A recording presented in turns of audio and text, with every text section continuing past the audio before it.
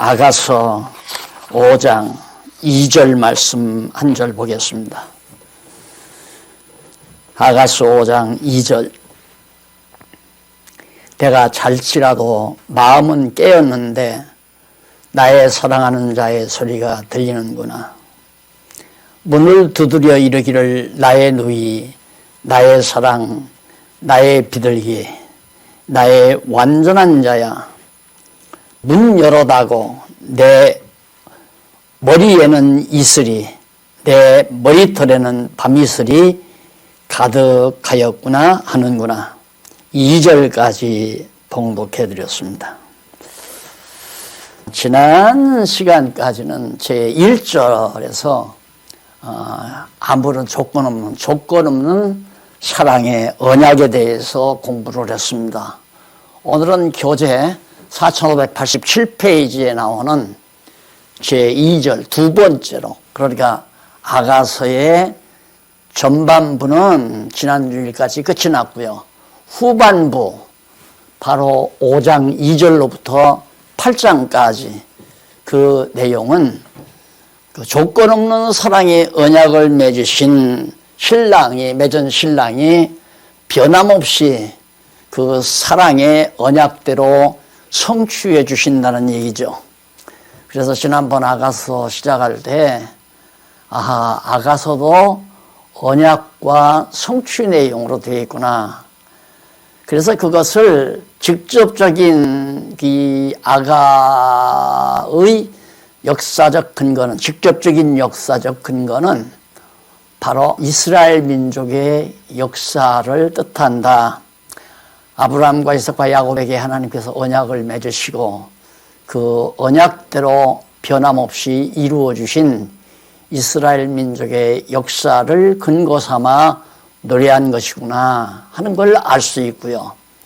좀 더 근본적이라기보다 실제적으로는 첫 아담에게 언약한 것을 마지막 예수 그리스도를 통하여, 마지막 아담 그리스도를 통하여 이루어 주신다는 하나님의 총체적인 계시 섭리를 배경 삼고 노래한 것이 바로 아가서다.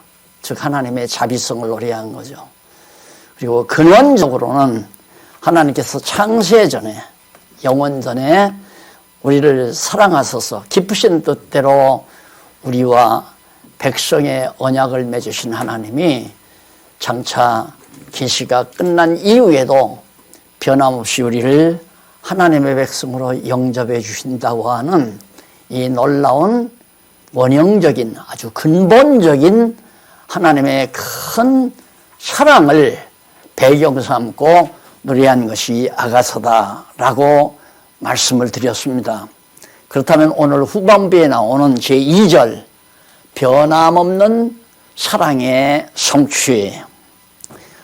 그저께도 제가 하나 지방에서 사시는 분이 그런 애로사항을 전해왔다는 얘기를 제가 들었습니다.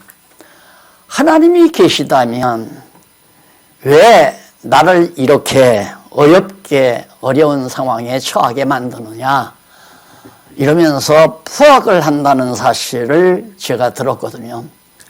그런데 그걸 어떻게 단마디로 설명할 수가 없잖아요. 그래서 그런 분들, 또 그분만이 아니에요. 우리가 다 그렇잖아요. 세상을 살다가 보면 어려운 일이 부딪혀 옵니다.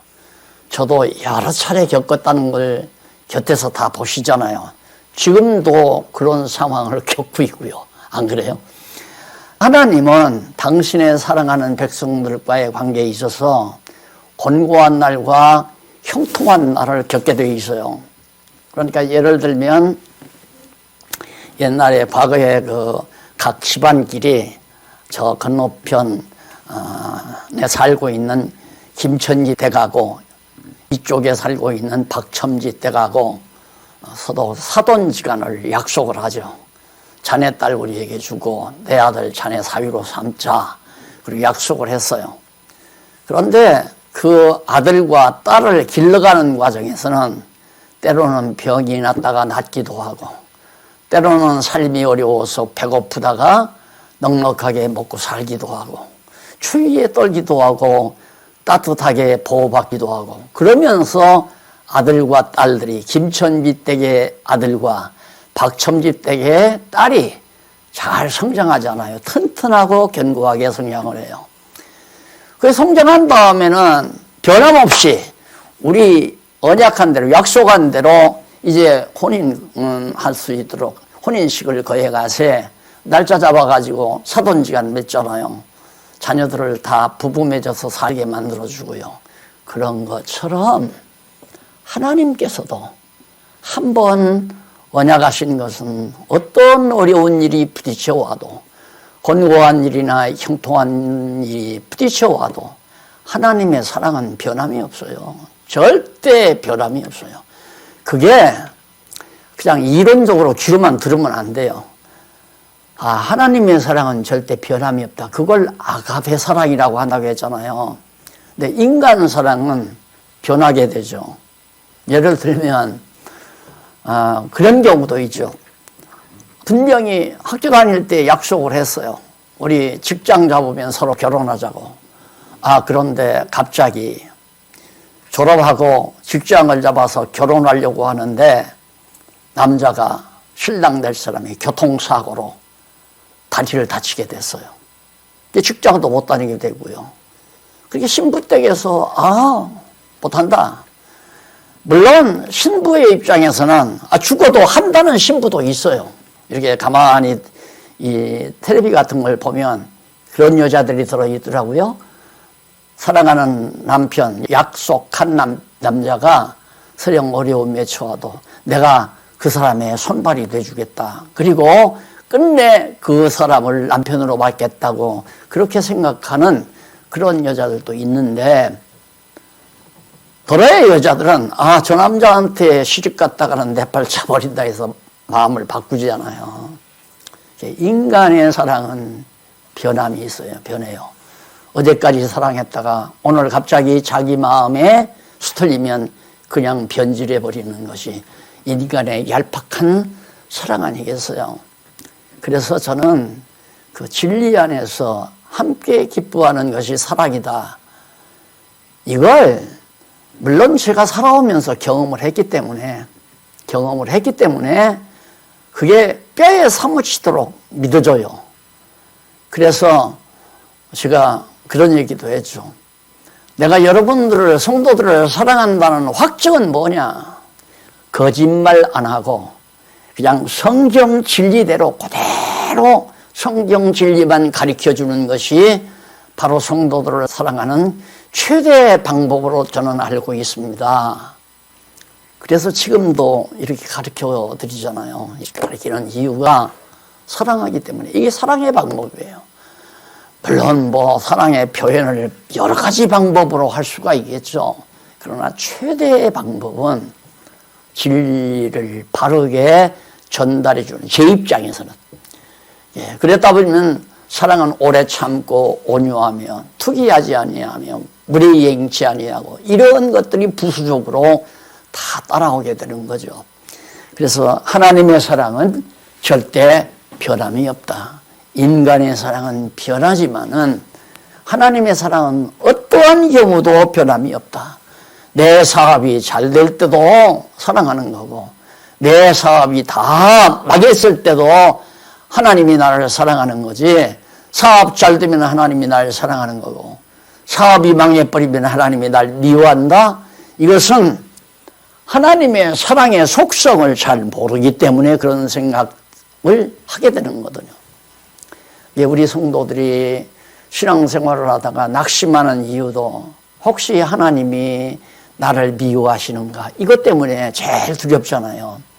신앙을 가진 성도의 생활 속에서 가장 큰 유혹은 자기 신앙이 흔들리게 되는 가장 큰 유혹은 하나님이 나를 미워하시나 내가 요즘에 좀 게을렀더니만 또 새벽 기도를 좀 빠졌더니만 아니면 11조를 내가 좀 내지 않았더니만 연보 생활을 내가 게을리 했더니만 하나님이 나를 미워하시는가 이런 생각 때문에 성도들이 많이 흔들리거든요. 하나님은 그런 분 아니에요. 인간은 예를 들어서 저도 이제 손위 어른들을 더러 이렇게 섬겨보기도 하지만은 명절 때 좀 선물을 보내면 답으로 막 전화를 해서 아이 박 목사 고마워 고마워 하면서 그저 기뻐하고 즐거워 하는데 선물을 안 보내면 이 녀석이 마음이 변했나 이런 생각을 해서 전혀 뭐 좀 씁쓸하게 생각하는 그게 인간이에요. 이제 인간. 그래서 사람의 비율을 맞추며 사랑한다는 것은 피곤해요. 제가 해보니까 사람의 비율을 맞춰가지고 사랑하며 산다는 것은 정말 피곤하더라고요. 왜? 그 사람의 마음에 들게 내가 생활해야 되니까. 안 그래요? 그래서 인간 사랑이란 일방적인 게 없거든요. 서로 주고받고 하는 사랑이라는 거예요. 근데 하나님의 사랑은 일방적이에요. 절대적이고. 내가 별짓을 다 해도 하나님의 사랑은 안 변해요. 내게서 어떠한 일이 발생해도 하나님은 그 사랑에 변함이 없다 그 말이에요.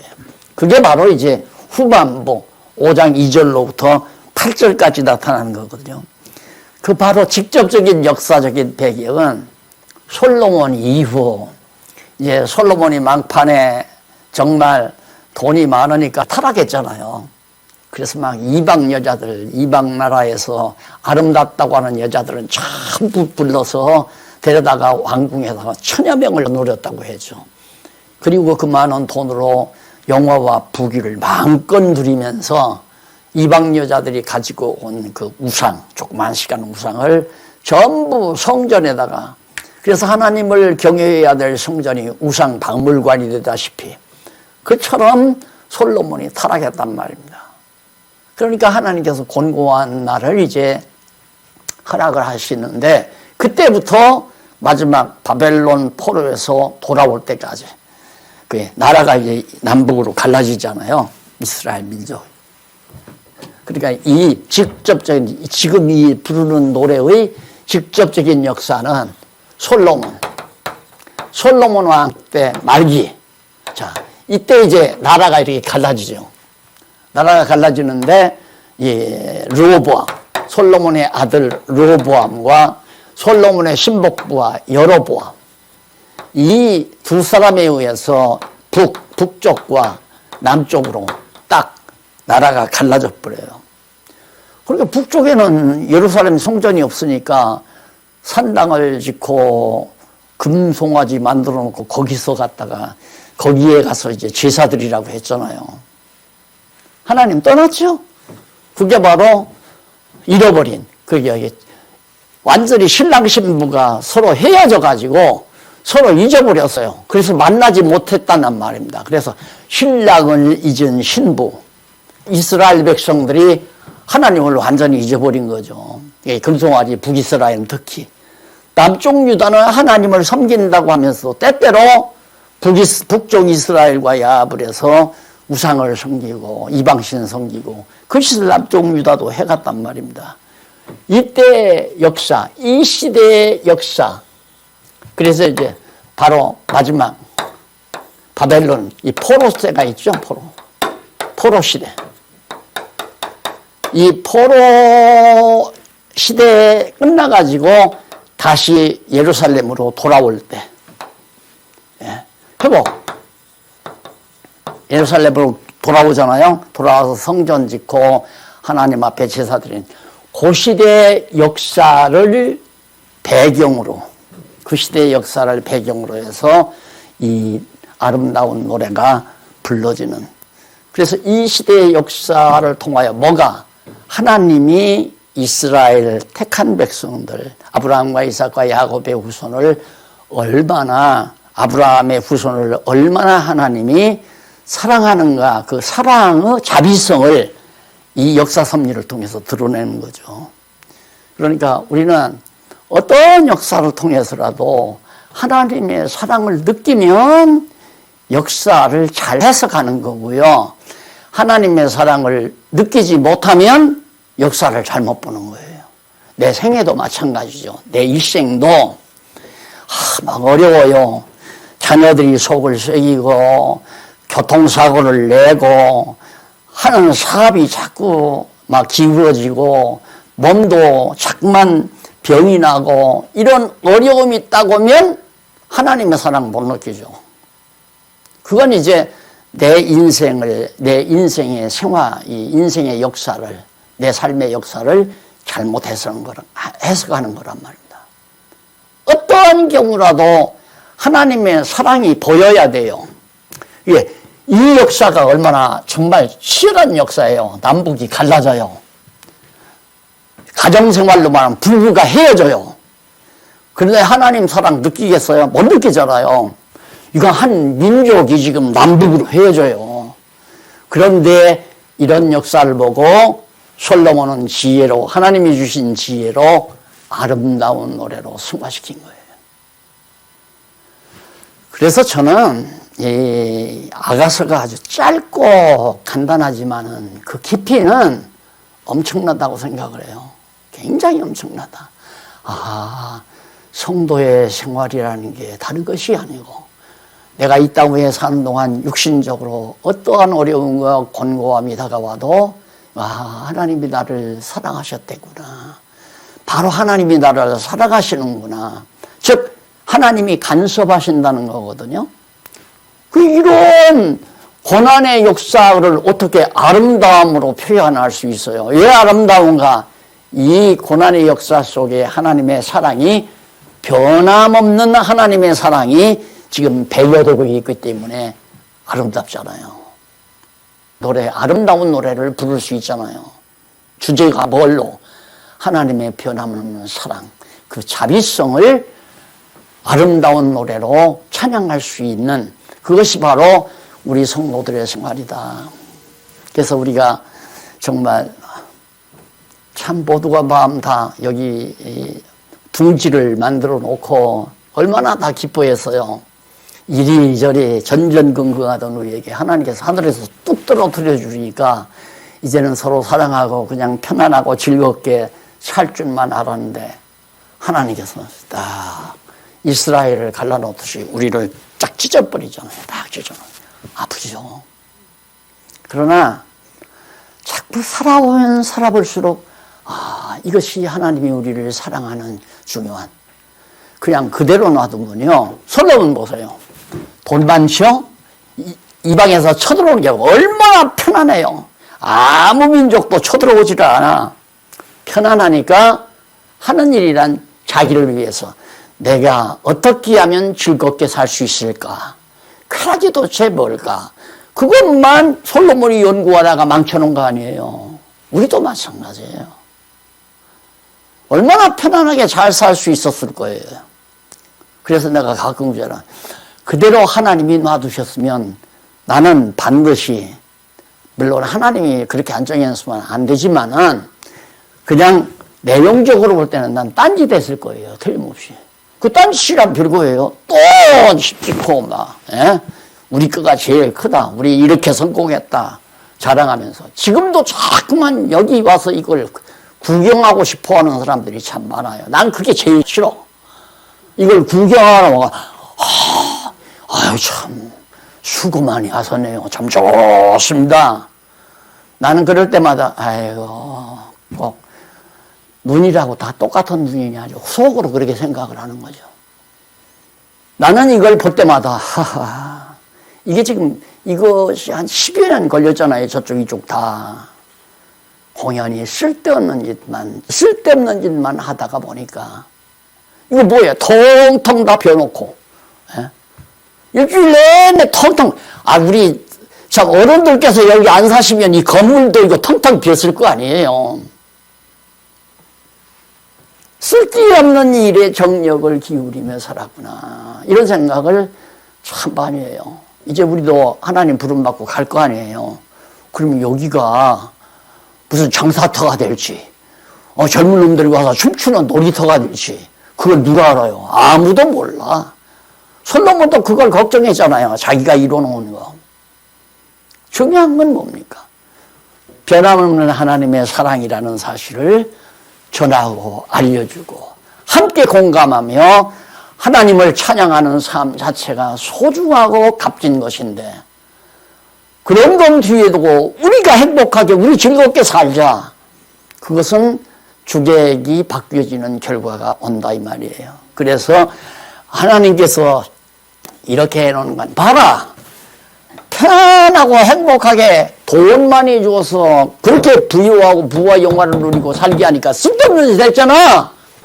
그래서 다 찢어놓고 다 여기서 멸망시켜버리고 멸망 파괴. 예루살렘에서 솔로몬이 돈 많이 들여서 지어놓은 것들 전부 파괴해버리고 백성도 멸망, 이방 나라의 바벨론에 다 사로잡혀가게 만들고 근거도 없이 만들어버리잖아요. 그런데도 하나님은 역시 사랑한다 이 말이에요. 그걸 바로 2장 5절로 6절에 나오는 거예요. 신랑이 찾아와요. 찾아와서 신부가 지금 방 안에 누워서 이렇게 자는데 신랑이 꿈이지요. 꿈속에 신랑이 찾아와가지고 문을 두드려요. 근데 신부는 아무 준비가 없는 거예요. 옷을 다시 입을 수도 없고 밖으로 나가서 만나지도 못하고 그래서 찾아온 신부를 만나지 못했다는 신부가 아름다운 노래로 그게 아름다운 거예요. 그렇게 신랑과 헤어져가지고 만신창이가 된 여기 만신창이 안 됐어요.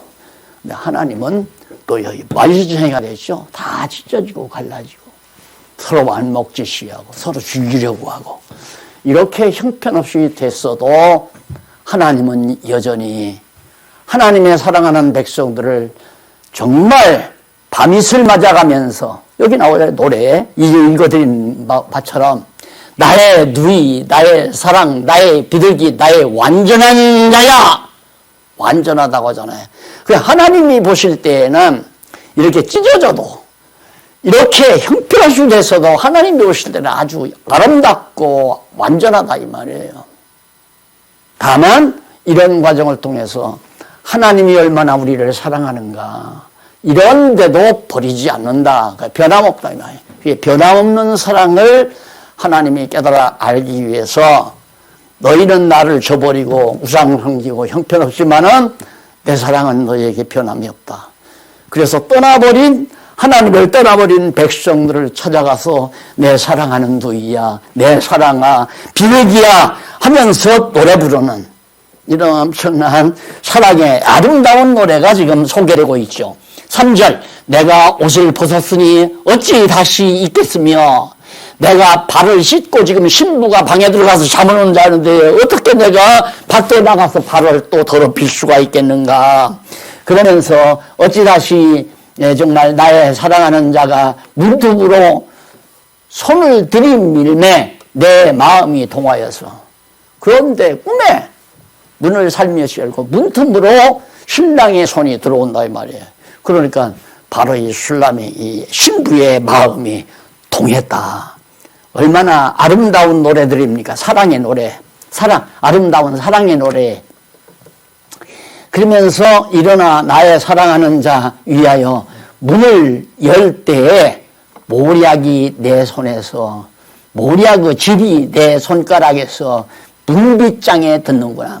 그냥 바로 자기 손에서 이 아름다운 향들이. 그리고 6절 내가 나의 사랑하는 자 위하여 문을 열었으나 딱 신부가 문을 딱 열어보니까 어떻게 그가 벌써 물러갔네.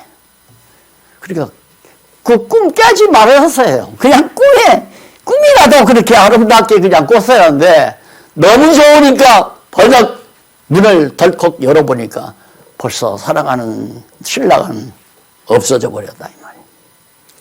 그러니까 얼마나 신랑을 신랑과 잊어버린 신부가 신랑을 얼마나 사모하고 있는가를 이 꿈을 통해서 지금 말하고 있는 겁니다. 마치 아버지를 떠난 탕자가 돼지우리에 가서 자는 동안 그런 꿈이 왜 없었겠어요?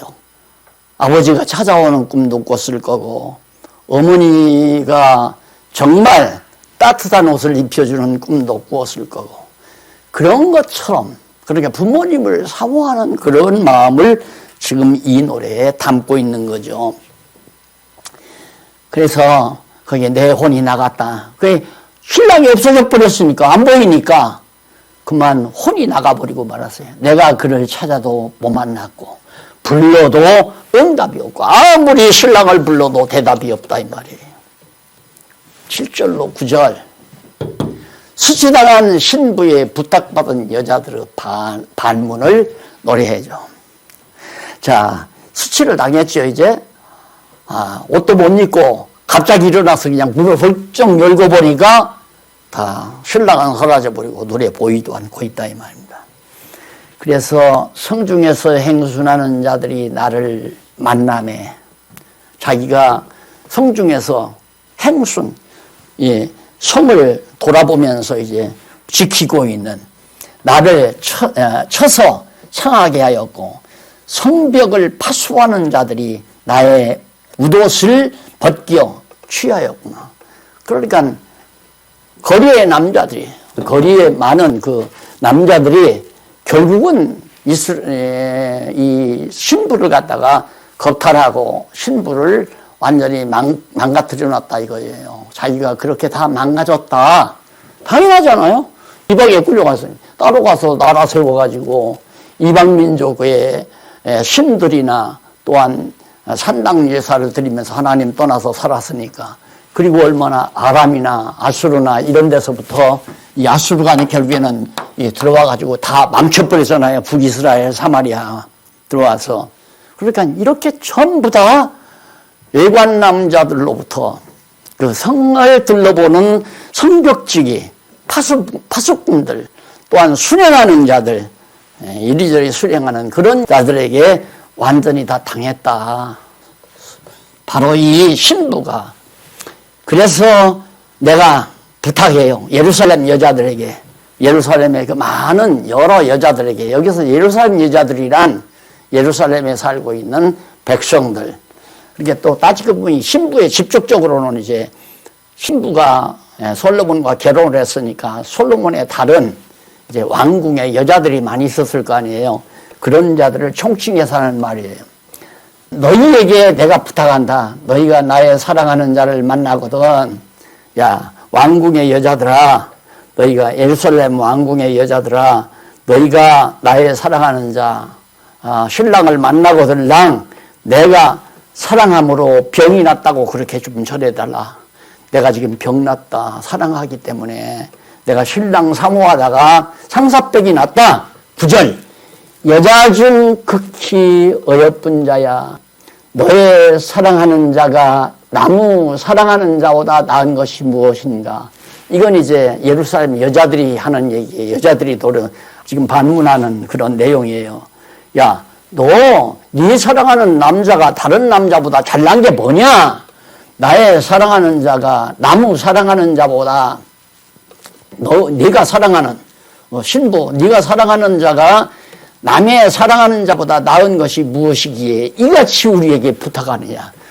얼마나 그렇게 내 신랑이 잘났으면 그래 막 상사병이 다 나고 이런 말을 우리에게 부탁까지 하느냐 하는 말을 시로 만들어서 노래하는.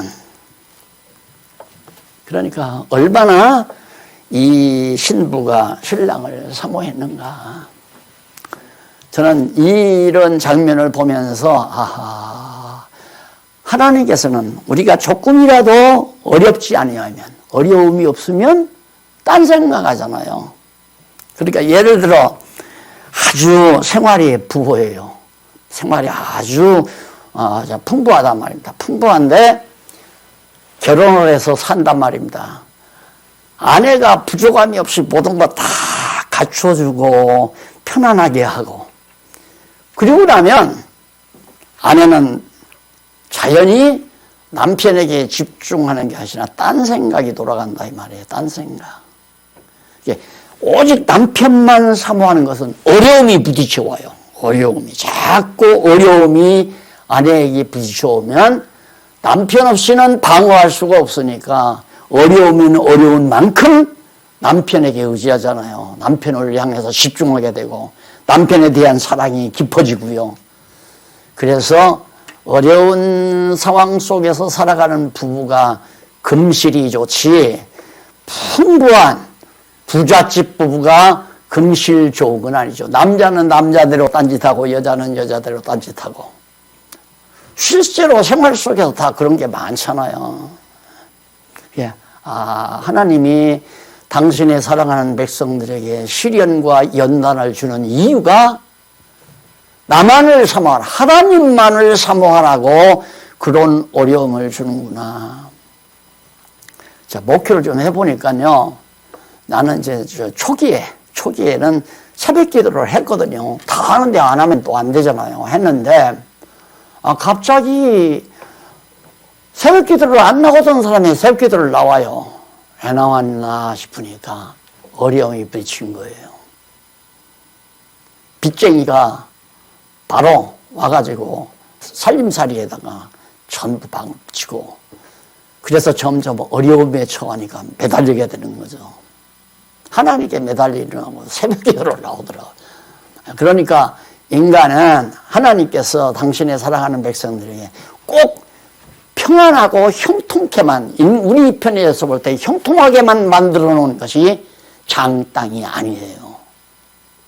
하나님은 다 우리를 아시기 때문에 전부 내 일생에 언제쯤 가서는 어려움을 주고 언제쯤 어떻게 형통함을 주고 이거 다 하나님이 프로그램 정해놓으시고 우리를 섭리해 가시잖아요. 왜? 사랑하기 때문에. 사랑하기 때문에.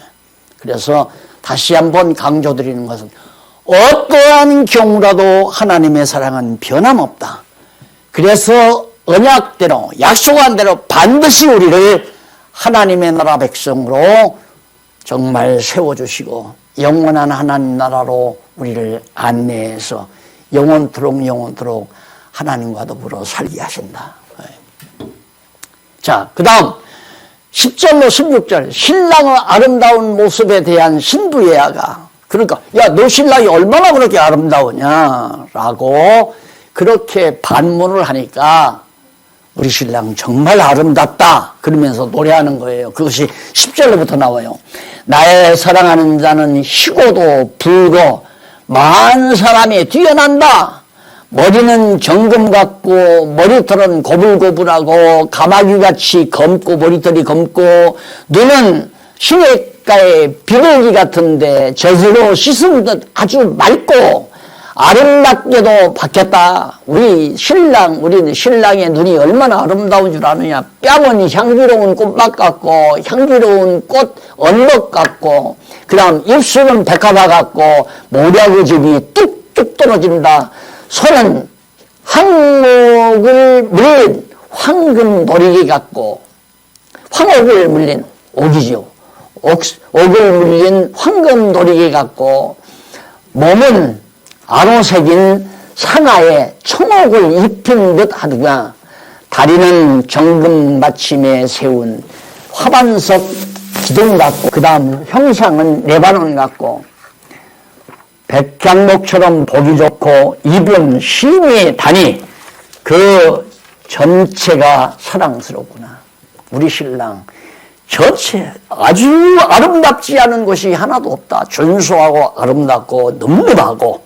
그래서 예루살렘의 여자들아 이는 나의 사랑하는 자요 나의 친구이다. 가장 가까운 자다. 이 내 신랑을 너무너무 사랑한다. 이것이 바로 우리가 하나님을 사랑하는 또 하나님을 자랑하는 하나님 이상 더 좋은 것이 없는 그런 신앙을 바로 이 노래에 비유적으로 시적으로 담고 있다는 걸 생각하면 정말 우리가 하나님을 그렇게 생각하는 나 하나님 없이 못 살아. 나는 그분밖에는 없어. 그분만 내가 사랑하고 그분을 위한 일이라면 죽어도 좋아. 이런 생각. 바울이 그랬죠. 사나 죽으나 주를 위하여. 살아도 죽어도 내 신랑 하나님을 위하여 주님을 위하여. 이런 고백이 바로 이 시의 의미를 담고 있다 하는 얘기예요. 그 다음에 이제 6장 1절로 3절에 보면 신부가 돌아간 신랑을 찾는 것에 대한 아가. 문을 열고 보니까 없어져 버렸잖아요. 잃어버렸단 말입니다. 돌아버렸어요. 내 방문까지 찾아와서 문을 두들기고 손까지 내밀던 신랑이 문 열어보니까 돌아가 버렸어요. 그러니까 하나님이 분명히 찾아오셨는데 그만 하나님이 떠났어요. 떠나버려서 완전히 하나님과 별개, 그리고 이방에 끌려가가지고 종로로 타게 됐잖아요. 만신창이가 된 거죠. 자, 그래서 신부가 돌아간 신랑을 찾는 것, 어떻게 찾는지 6장 1절로 3절 한번 보십시다. 4598페이지. 신부가 돌아간 신랑을 찾는 것에 대한 아가. 아름다운 노래다 이 말이에요. 여자 중 극히 어여쁜 자야, 너의 사랑하는 자가 어디로 갔는가? 너의 사랑하는 자가 어디로 돌이켰는가?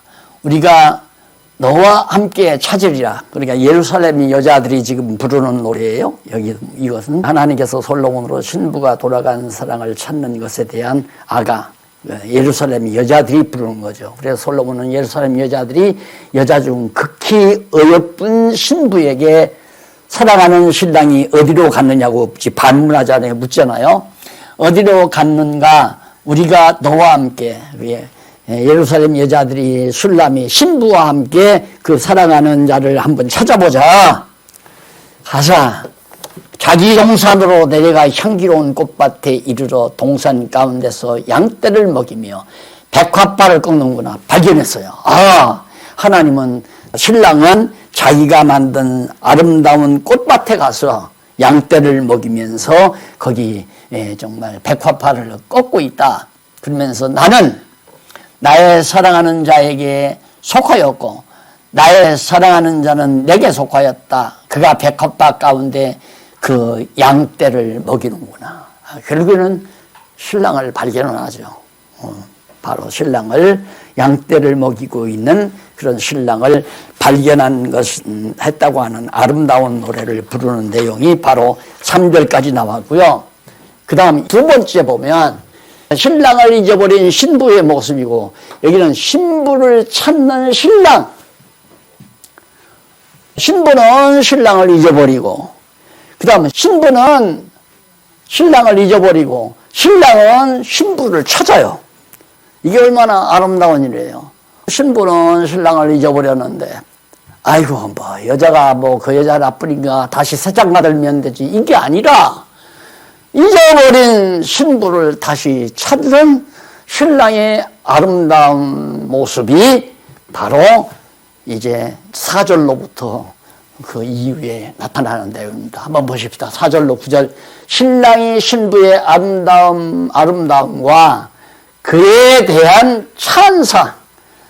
신부를 얼마나 아름답게 칭찬하는지 한번 보십시다. 내 사랑아, 너의 어여쁨이 들서 같고 너의 고움이 예루살렘 같고 어미함이 기치를 벌인 군대 같구나. 아름다운 모습을 다 표현하고 있습니다. 이 내용은 밑에 디르서라고 하는 것은 아름다운 그런 뜻인데, 바로 이것은 세겜에서 북동쪽으로 한 11km에 있는 지경이래요. 근데 어미라고 하는 그런 말은 히브리 원문으로 거기 나오는데, 놀라운, 무시무시한, 무시무시하다는 말보다 놀라운, 아주 놀라운, 어미하다고 하지 말고 아주 놀랍다, 놀라울 만큼, 그렇게. 그래서 기치를 벌인 군대는 그 무슨 뜻이냐면, 길을 올려라, 확실하게 보이다, 가장 뛰어난, 이제 여기서 채택한다면 가장 뛰어난, 지치를 벌이다, 군대 갔다 오면 아주 누구든지 추종을 부러워할 만한 가장 뛰어난 존재다. 그래서 거기 본문은 뭐라고 해석해야 되면, 내 사랑아, 너의 어여쁨이 들서 같고 너의 고움이 예루살렘 같아서 놀라울 만큼 가장 뛰어나구나. 이렇게 번역을 하면 우리가 이해하기가 아주 쉽잖아요. 그리고 정말 노래답고요. 근데 어미하다, 무섭다, 이렇게 번역하면 안 된다는 얘기죠.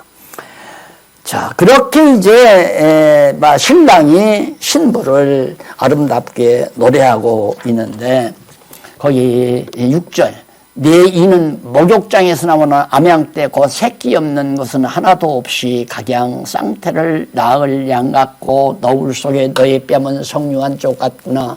왕후가 60이요 비빈이 80이요 시녀가 무수하되 나의 비둘기 나의 완전한 자는 하나.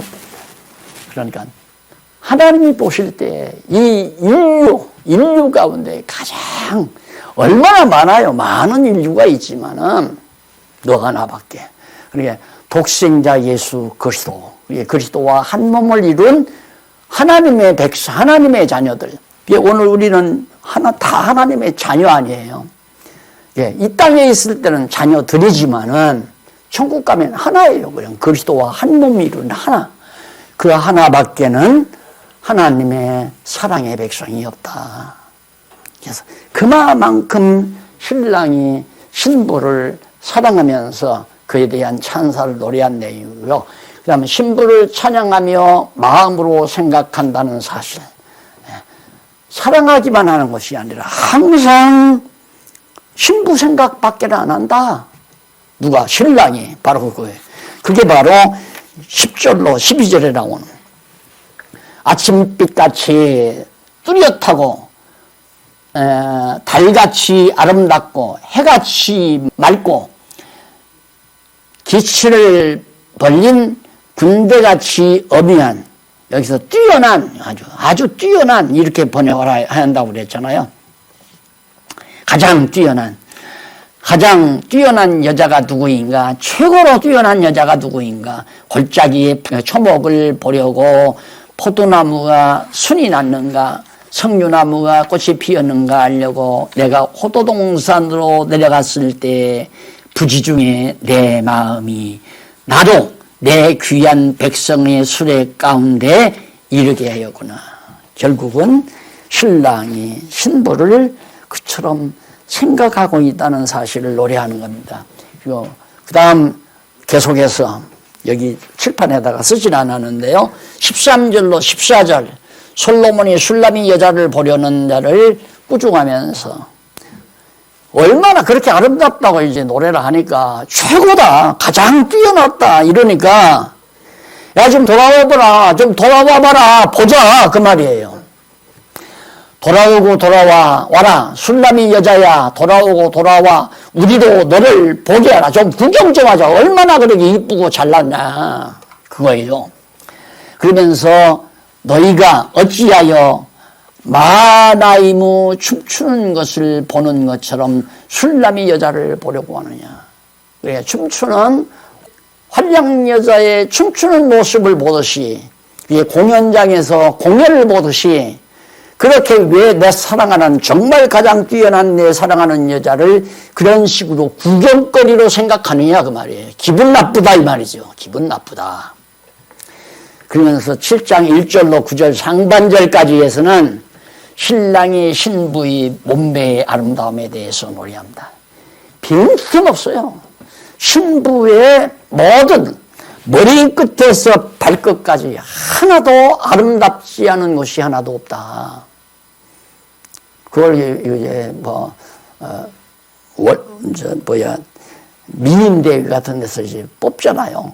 어디서 어디까지는 얼굴도 코는 코와 눈 사이가 어느 정도 돼야 되고 몇 분에 몇이 돼야 되고 그거 원칙이 있어가지고 목은 어느 정도 길어야 되고 팔다리는 어떻게 길어야 되고 키는 어느 정도 돼야 되고 허리둘레는 어떻고 전부 그거 계산해서 이제 투표를 해서 미인으로 딱 선정하잖아요.